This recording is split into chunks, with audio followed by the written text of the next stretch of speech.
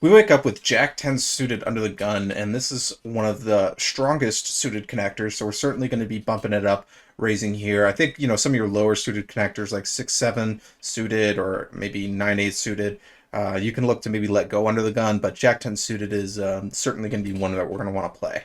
Um, and so it's folding all the way around until it gets to the small blind, who decides to put in a raise, a 3-bet. And I think facing a 3-bet here, Jack 10 suited, we can take a flop because we're in position. And it's just going to be very easy to play Jack 10 suited post flop, as opposed to a hand like if we had Ace Jack offsuit, I'd be more inclined to fold, or Ace 10 offsuit. But Jack 10 suited has better playability because we're less likely to be dominated, right? If we have a hand like Ace Jack offsuit, my opponent has Ace Queen offsuit, and we both flop an ace, I'm probably just going to lose all my money. Jack 10 suited doesn't really have that property. And off we go to a flop, which is all clubs, Queen of clubs, Jack of clubs, 5 of clubs, and he goes for a continuation bet here.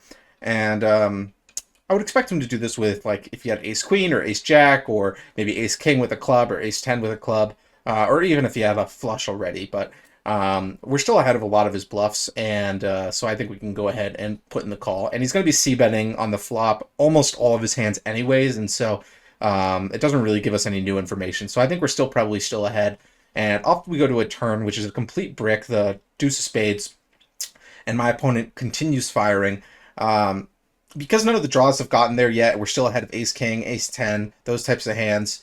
I think we can put in the call again and see if we can dodge a club on the river. If any of those other hands complete, like maybe a king comes and now Ace 10 and Ace King are ahead of us, I think we could let it go. But if anything else comes, we're probably just going to be putting in the call because we don't block those club hands.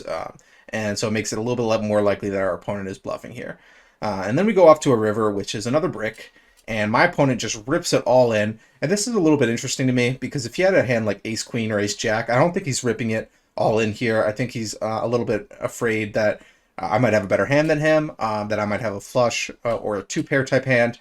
And so I don't think he's ripping it with those types of hands. So he really only is representing a flush. And the good news is that we don't block any of the hands that that would play this way as a bluff. So if you had like Ace King with the Ace of clubs, or Ace King with the King of clubs, or Ace 10 with the Ace of clubs or 10 of clubs, he might play this way. And so because we're not blocking any of those hands that would go all in as a bluff here, I decided to make the call, and he was indeed bluffing with Ace King, and we win this one. We should go all in here. Leave a like or subscribe if you enjoyed this video or learned something. It really helps the channel. Thank you.